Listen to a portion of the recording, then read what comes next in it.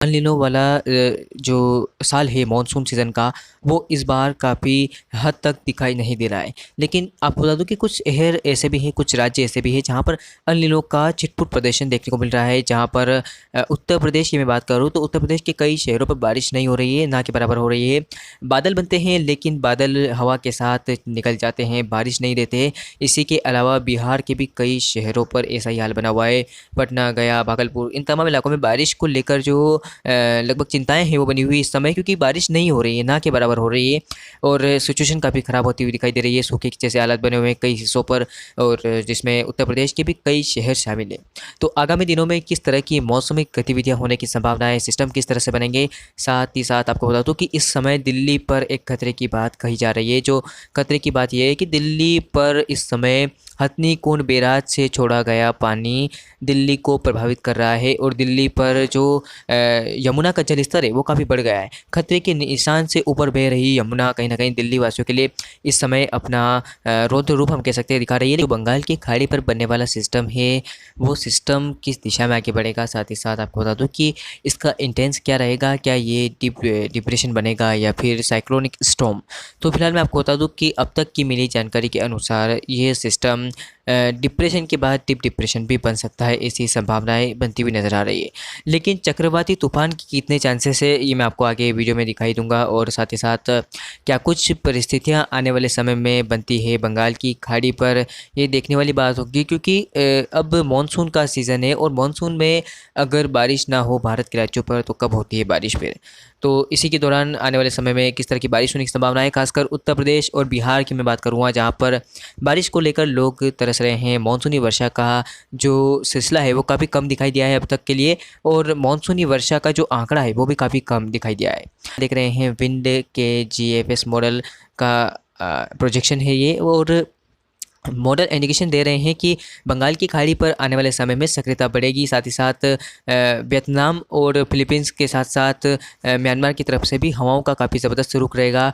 तो आप देख सकते हैं कि बंगाल की खाड़ी पर सिस्टमों का डेवलपमेंट लगातार बरकरार रहेगा, और कई राज्यों पर ज़बरदस्त बारिश की संभावना है। अगर मैं आपको मॉडल दिखाने की कोशिश करूं आगे, तो लगभग आप देख सकते हैं 17 जुलाई 18 जुलाई के बाद सिचुएशन बंगाल की खाड़ी पर काफ़ी ज़बरदस्त परिवर्तनशील देखने को मिलेगी। परिवर्तन काफ़ी ज़बरदस्त देखने को मिलेगा। अगर इसी के साथ अन्य देशों की मैं बात करूं, आप देख सकते हैं, अगर मैं आपको आगे दिखाने की कोशिश करूं तो लगभग वियतनाम के पास एक चक्रवाती तूफान बनने की संभावना बनती हुई नज़र आ रही है। और आप देख सकते हैं ये वियतनाम से काफ़ी दूर होगा, लेकिन इसके आप देखिए कि ये हांगकांग को प्रभावित करता हुआ आगे बढ़ेगा, और इसके बाद ये सिस्टम वियतनाम के पास पहुँचेगा, ऐसी संभावना है। और फिर ये लग रहा है कि म्यांमार को पार करता हुआ भी आगे बढ़ सकता है। इसी बीच बंगाल की खाड़ी पर सक्रियता काफ़ी ज़बरदस्त बढ़ जाएगी। इधर आप देख सकते हैं हिंद महासागर से मानसून की हवाएं पहुंचेगी, तो उभरना स्टार्ट होगा। बंगाल की खाड़ी पर पहला डिप्रेशन तैयार होने लगेगा। आप देख सकते हैं, या आप देखिए यहाँ पर हवाओं का फ्लो बढ़ रहा है। हवाएं पूरी तरह से इस साइक्लोनिक स्टॉर्म में पहुंचेगी। मैं आपको रुक कर दिखाने की कोशिश करता हूँ। ये देखिए आप, हवाओं का फ्लो पूरी तरह से ये आप देखिए कि इस तरह से हवाएं पूरी तरह से जो सिस्टम बन रहा है इस सिस्टम में मिल रही है। आप देख सकते हैं कि ये सिस्टम जब बनेगा तो इस सिस्टम में हवाओं का फ्लो काफ़ी ज़बरदस्त दिखाई दे रहा है। ये सिस्टम आप देख सकते हैं कि एक नया रूप ले लेगा।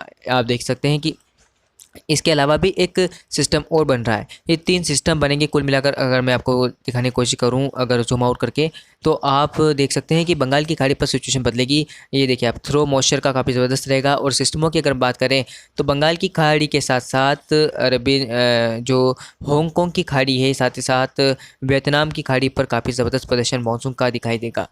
आप देख सकते हैं कि जो सिस्टम है वो देखिए आपकी किस तरह से उमड़ घुमड़ रहा है, और लगभग 20 जुलाई के आसपास ये सिस्टम निम्न दबाव के क्षेत्र के बाद डिप्रेशन में तब्दील होने लगेगा, ऐसी संभावना बनती हुई नज़र आ रही है। डिप्रेशन इसका इंटेंस रहेगा, और आप देखिए कि डिप्रेशन बनने के बाद 21 जुलाई तक ये सिस्टम लगभग पूरी तरह से सशक्त प्रणाली में कन्वर्ट हो जाएगा। और अगर इसकी हवाओं की स्थिति की बात करें, हवाएं कितनी इसके अंदर चल सकती है, तो लगभग अनुमान है कि 70 से 80 किलोमीटर प्रति घंटे की रफ्तार से हवाएं चल सकती है। और 22 जुलाई के आसपास ये सिस्टम फिर से लो प्रेशर में कन्वर्ट होगा, कमज़ोर होकर, और फिर उड़ीसा के भुवनेश्वर पर इसका लैंडफॉल होगा, ऐसी संभावनाएं अब तक के मॉडल अकॉर्डिंग बन रही है। साथ ही साथ इसके अलावा ये सिस्टम तो लैंडफॉल कर जाएगा, इसके बाद आप देखिए कि जो साइक्लोनिक स्टॉर्म है वो आप देखिए कि किस तरह से हांगकांग को प्रभावित करता हुआ फिर वियतनाम पर पहुंच जाएगा। वियतनाम पर काफ़ी भीषण चक्रवात का प्रदर्शन देखने को मिलेगा। इसके अलावा भी एक चक्रवाती तूफान आप देख सकते हैं फिर बढ़ रहा है आगे। आप देखिए कि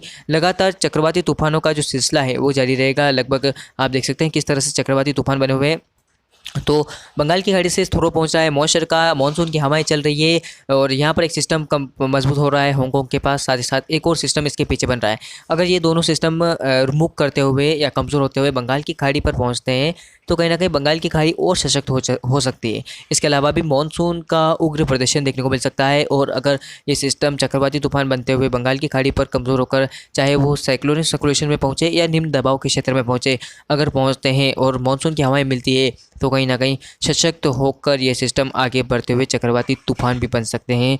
इसमें अभी कोई हम गुंजाइश नहीं कह सकते हैं, लेकिन अब तक के मॉडल अकॉर्डिंग हमने देखा है कि चक्रवाती तूफान के मानसून सीजन में बनने वाले चांसेस बहुत कम होते हैं और चक्रवात बहुत कम बार देखने को मिलते हैं जब चक्रवाती तूफान बनते हैं और देश को प्रभावित करते हैं मानसून सीजन में। इसके अलावा अक्टूबर, नवंबर और दिसंबर तो इसका मुख्य उद्देश्य होता है चक्रवाती तूफान के लिए परिस्थितियाँ अनुकूल होती है, क्योंकि उस समय जो लगभग गतिविधियाँ है वह तापमान के अकॉर्डिंग बढ़ती है। तो कहीं ना कहीं भुवनेश्वर के आसपास के इलाकों पर इसका लैंडफॉल होगा। इस सिस्टम का डिप्रेशन के बाद फिर ये लो प्रेशर में कन्वर्ट होगा और अनुमान तो है कि ये सीधा सीधा मध्य भारत की ओर मूव करेगा, जिससे सेंट्रल इंडिया के राज्यों पर ज़बरदस्त मानसून का प्रदर्शन रहेगा। इधर उड़ीसा से लेकर गुजरात तक भारी बारिश होने की संभावना दिखाई दे रही है। इसके अलावा भी दक्षिण भारत का काफ़ी अच्छा मानसून का प्रदर्शन दिखाई दिया है अब तक का, लेकिन व्यापक बारिश की संभावना फिर से बनती हुई नजर आएगी। इधर अरबियन सी की हवाएं इस सिस्टम में मिलेगी तो काफ़ी ज़बरदस्त बारिश होने की संभावनाएं महाराष्ट्र पर भी दिखाई दे रही है। तो ये था कुछ सिस्टमों से जुड़ा अब तक का मॉडल मैप अकॉर्डिंग हम देख रहे हैं। गैस पर बन रहे हैं, बंगाल की खाड़ी बन रहे हैं, वियतनाम की खाड़ी पर, साथ ही साथ हांगकांग के आसपास के रीजन्स पर भी सिस्टमों का इंटेंस बढ़ रहा है। तो अब देखने वाली बात होगी कि ये सिस्टम कब तक आगे बढ़ते हैं, साथ साथ कब तक प्रभावित करते हैं भारत को, और आगे भी हमारी जानकारी जारी रहेगी। अल नीनो का प्रदर्शन काफ़ी कम दिखाई दे रहा है इनके अकॉर्डिंग अगर सिस्टम आते हैं बंगाल की खाड़ी में। तो अभी के लिए इस वीडियो में इतना ही, मिलते हैं अगले वीडियो में। धन्यवाद।